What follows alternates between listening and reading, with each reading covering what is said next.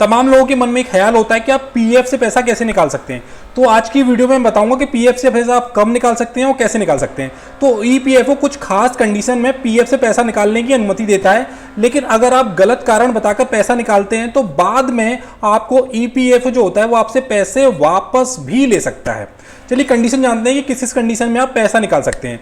तो बेरोजगारी, अगर आप 1 महीने से ज़्यादा समय तक बेरोजगार हैं तो आप 75% तक, यानी पीएफ अकाउंट में जो पैसे जमा है उसका 75% तक जो पैसा है वो निकाल सकते हैं। अगर आप 2 महीने से ज़्यादा बेरोजगार हैं तो आप जो टोटल ओवरऑल जो अमाउंट है आपका वो आप पैसा निकाल सकते हैं।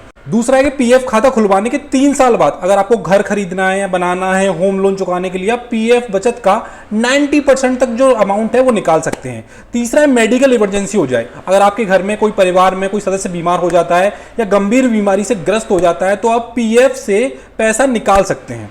चौथा है शादी या पढ़ाई के लिए, तो कम से कम आपको शादी या पढ़ाई के लिए पैसा निकालना है तो 7 साल तक आपको नौकरी करने के बाद आप पीएफ योगदान जो ब्याज सहित होगा, पीएफ अमाउंट जो होगा ब्याज सहित होगा का 50% आप जो पैसा है वो निकाल सकते हैं। चलिए अब जानते हैं कि आप पैसा कैसे निकाल पाएंगे। तो इसके लिए आपको ऑनलाइन भी आप पैसा निकाल सकते हैं। इसके लिए आपको ईपीएफओ पोर्टल पे जाकर के यूएन जो आपका नंबर होगा वो लॉगिन करना है और सीधे उससे आप पैसा निकाल सकते हैं। दूसरा है ऑफलाइन तरीके से, इसके लिए क्या करना होगा, इसके लिए आपको कंपोजिट क्लेम जो फॉर्म होता है वो फिल करना होगा और आवेदन करने के बाद आप अपना जो अमाउंट है वो निकाल पाएंगे।